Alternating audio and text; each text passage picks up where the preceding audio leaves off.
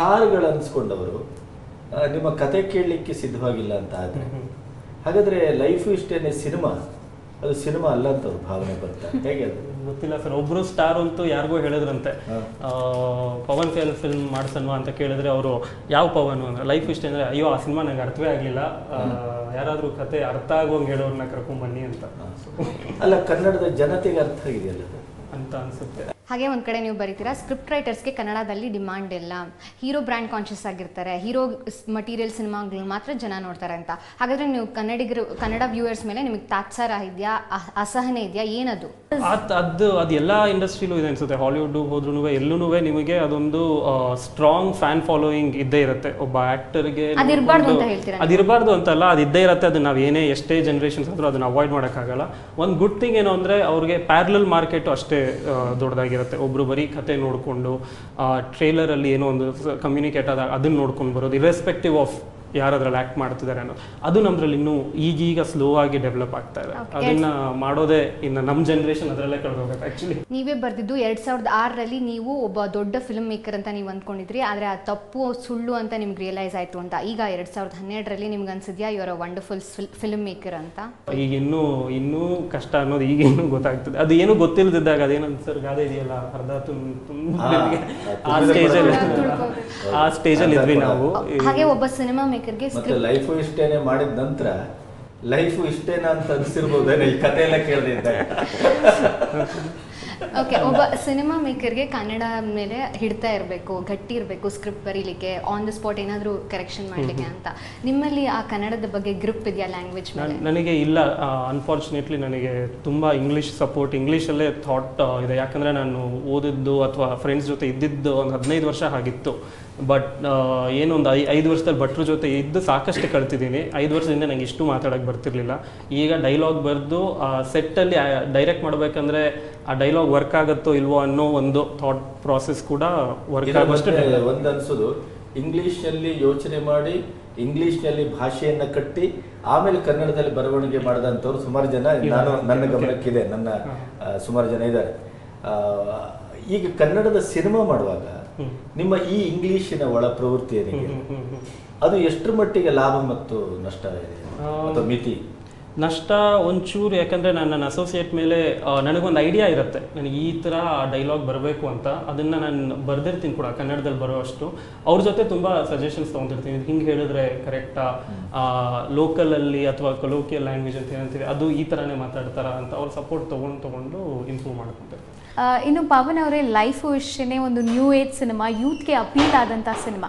ಆದರೆ ನಿಮಗೆ ಯಾವ ಒಂದು ಫ್ಯಾಕ್ಟರ್ ಆಡಿಯನ್ಸ್ಗೆ ಇಷ್ಟ ಆಯಿತು ಅಂತ ಅನಿಸುತ್ತೆ? ಮೋಸ್ಟ್ಲಿ ಅವ್ರಿಗೆ ಫೀಲ್ ಗುಡ್ ಫ್ಯಾಕ್ಟರ್ ಅಂತ ಏನಂತೀವಿ. ನಿಮಗೆ ಹೋದ್ಮೇಲೆ ಸಿನಿಮಾ ಆದಮೇಲೆ ನಿಮ್ಮ ಲೈಫ್ ಬಗ್ಗೆ ಒಂದು ಖುಷಿ ಪಡೋ ಥರದ್ದು. ಆಮೇಲೆ ನಾನು ಸಿನಿಮಾದಲ್ಲಿ ಟ್ರೈ ಮಾಡಿರೋದು, ನೀವೇನೇ ತಪ್ಪು ಮಾಡಿದ್ರು ಪಾಸ್ಟಲ್ಲಿ ಹಿಂದೆ, ಅದ್ರ ಬಗ್ಗೆ ಇವತ್ತು ಕೊರಗೋದ್ರಲ್ಲಿ ಏನು ಯೂಸ್ ಇಲ್ಲ. ಅದನ್ನ ಜ್ಞಾಪಿಸ್ಕೊಂಡು ಆ ತಪ್ಪು ಮಾಡಿದ್ದನ್ನ ಎಂಜಾಯ್ ಮಾಡಿ ಅಂತ. ಹೌದು, ಅದನ್ನ ತಪ್ಪು ಅಂತ ಅನ್ಕೋಬೇಕಾಗಿಲ್ಲ, ಅದನ್ನೊಂದು ನಗು, ಒಂದು ಸ್ಮೈಲ್ ಜೊತೆ ನೋಡ್ಬೋದು. ಅದು ತುಂಬ ಜನಕ್ಕೆ ಈಗ ಸಿನಿಮಾ ನೋಡಿ ಪಾರ್ಕಿಂಗ್ ಲಾಟಿಗೆ ಬರಬೇಕಂದ್ರೆ ಅದೆಲ್ಲ ಜ್ಞಾಪಿಸಿರುತ್ತೆ.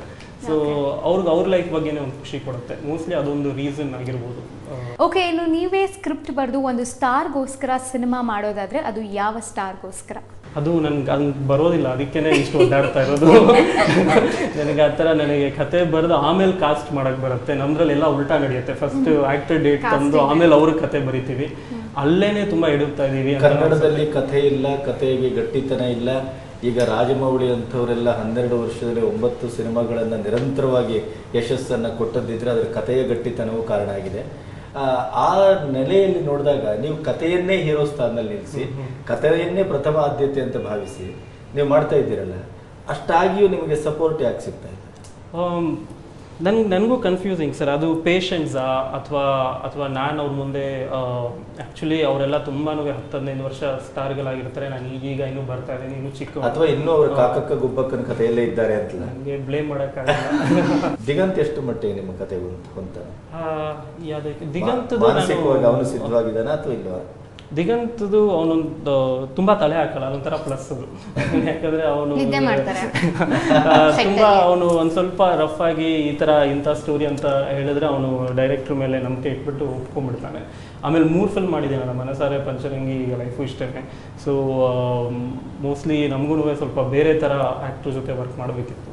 ಹಂಗೆ ಲೂಸಿಯಾದಲ್ಲಿ ಯಾವ ಒಂದು ಥಿಂಗ್ಸ್ ಅನ್ನ, ಈಗ ನೀವು ಸಾಮಾನ್ಯ ಮನುಷ್ಯನ ಮಾನಸಿಕ ಒಳ ತುಮುಲಗಳನ್ನ, ತಳಮಳಗಳನ್ನ, ಅಥವಾ ಅಪರಾಧಿ ಪ್ರಜ್ಞೆಯನ್ನ, ಅವನ ಹಿನ್ನೋಟವನ್ನ, ಇವನ್ನೆಲ್ಲ ಇಟ್ಕೊಂಡು ನೀವು ಲೈಫ್ ಇಷ್ಟೇನೆ ಕಟ್ಟಿದ್ರಿ.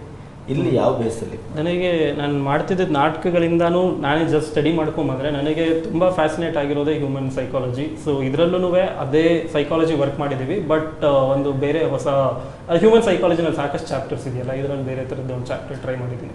ಬಟ್ ಒಂದು ಸ್ವಲ್ಪ ಮಿಸ್ಟ್ರಿ, ಸೈನ್ಸ್ಫಿಕ್ ಎಲಿಮೆಂಟ್ ಕೂಡ ಆ್ಯಡ್ ಮಾಡಿದ್ದೀವಿ ಇದರಲ್ಲಿ. ಆಲ್ ದ ಬೆಸ್ಟ್, ಒಳ್ಳೇದಾಗಲಿ. ನೀವೊಂದು ಹೊಸ ಪರಂಪರೆಯನ್ನು ಕಟ್ತಾ ಇದ್ದೀರಿ, ಎದೆಗುಂದಬೇಡಿ.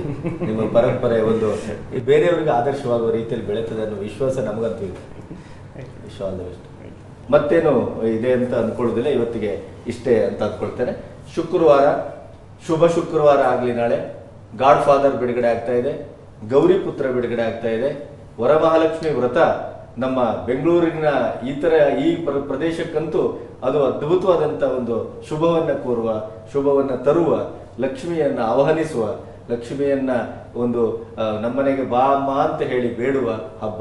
ಈ ಎಲ್ಲ ಹಬ್ಬದ ಪ್ರಯುಕ್ತ ಬಿಡುಗಡೆ ಆಗ್ತಾ ಈ ಎರಡೂ ಚಿತ್ರವು ಅದ್ಧೂರಿಯಾದ ಯಶಸ್ಸನ್ನ ಗಳಿಸ್ಲಿ ಅಂತ ಹೇಳ್ತಾ, ಅದರ ಬಗ್ಗೆ ನಾಳೆ ಸಂಜೆ ನಿಮ್ಮೊಟ್ಟಿಗೆ ವಿಶೇಷವಾಗಿ ಮಾತಾಡ್ತೇವೆ ಅಂತ ಹೇಳ್ತಾ ಇವತ್ತಿನ ಕಾರ್ಯಕ್ರಮವನ್ನು ಇಲ್ಲಿಗೆ ಮುಗಿಸ್ತಾ ಇದ್ದೇವೆ.